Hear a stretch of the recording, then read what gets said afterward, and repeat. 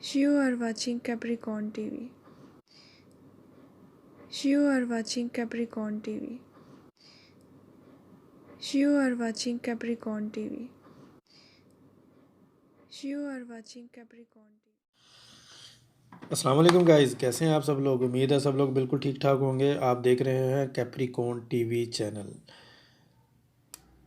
आज मैं आपको कुछ इन्फॉर्मेशन दूंगा जो कुछ वायरस ये इस सदी के वायरस कह लेंगे। इस सदी में जो बहुत सारे जो वायरसेस इकट्ठे हुए हैं, जिसकी वजह से मुख्तलिफ़ मुख्तलिफ़ बीमारियाँ मुख्तलिफ़ अवकात में लगी हैं, ये उस बारे में मैं आपको कंप्लीट इन्फॉर्मेशन आज दे रहा हूँ।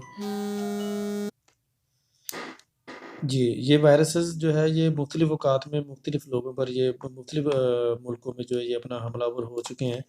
तो इसकी तफ़सील आप दर्ज झैल है, आप ये इसको आप देखें, इसको आप सुनें और समझें। और इसके एंड पे जो है कोरोना वायरस का भी इसमें ज़िक्र है कि कोरोना वायरस से ये कितनी अमवात, कितनी शरह अमवात जो है ना अब तक ये इनकी हो चुकी हैं, ये इनकी कितनी शरह अमवात है इसकी, इस वायरस की वजह से। स्टार्ट करते हैं, अपने टॉपिक की तरफ आते हैं। पहला नंबर है वायरस का नाम जो है वो है सार्स वायरस। सार्स वायरस इस वायरस की वजह से जो बीमारी लगती है वो आपके सांस लेने में दुश्वारी पैदा होती है। जो सांस लेने में दुश्वारी पैदा होती है इस वायरस के हमले की वजह से होती है। और ये इस वायरस के इन्फेक्शन के बाद मरने के जो इम्कानात हैं, जो शरह अमवात है वो है 36%। ठीक है। दूसरा जो वायरस है वो है ज़िका वायरस। इस बीमारी में जोड़ों का दर्द और जो आपकी मतलब जिल्द है, वो स्किन है, वहाँ पे ख़ारिश, शदीद किस्म की ख़ारिश शुरू हो जाएगी। इन्फेक्शन होने के बाद जो इसमें मरने के इम्कानात हैं, जो शरह अमवात है, वो है 20%। ठीक है। उसके बाद वायरस जो है वो एबोला वायरस, काफ़ी मशहूर वायरस है ये, काफ़ी मशहूर हुआ था ये वायरस अपने वक़्त में। तो इस बीमारी में जो है वो कमज़ोरी और बुखार जो है ना, जिस्मानी कमज़ोरी, क़ुव्वत मुदाफ़त में कमी और शदीद किस्म का बुखार होता है। और इसमें जो मौत का इम्कान है वो 90% होता है इसमें, 90% होता है। उसके बाद जो वायरस आता है वो है मारबर्ग वायरस जो है। इस बीमारी में आपको हाज़मा आपका ख़राब हो जाएगा, गैस्ट्रो की टाइप की बीमारी हो जाएगी। बीमारी के हाज़मे के परेशानियों के सबब हाज़मे का जो ख़राबी होगी उसकी परेशानियों की वजह से जो है ना 10 दिन के बाद मौत हो जाती है इस बीमारी में। ठीक है। इन्फेक्शन के बाद जो मरने का इम्कान है वो है 88%। मतलब जब भी ये इन्फेक्शन होगा किसी को, खुदा ना करे, तो उसके 88% चांस होता है कि वो उसकी डेथ हो जाएगी। उसके बाद जो वायरस आता है उसका नाम है निपाह।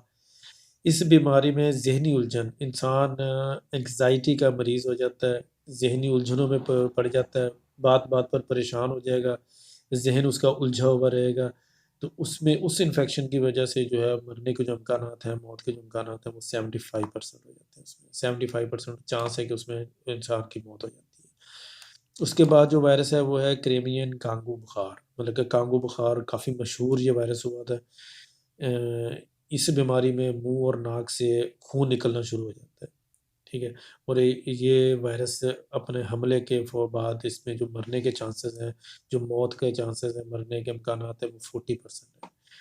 उसके बाद जो वायरस आता है वो इन्फ्लुएंज़ा। इस बीमारी में जलन होती है और गले में सोज़श हो जाती है।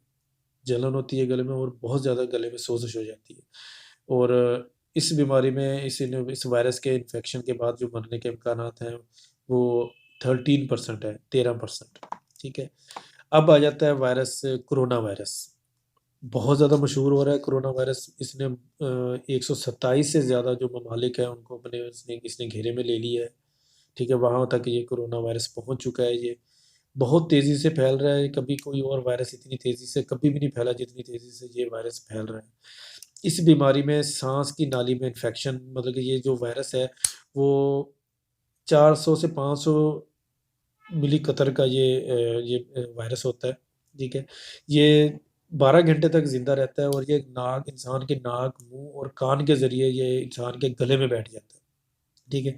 वहाँ पे गले में इन्फेक्शन हो जाता है और फ़ौरन खाँसी, नज़ला, ज़ुकाम, बुखार ये इससे फ़ौरन हो जाता है। ठीक है।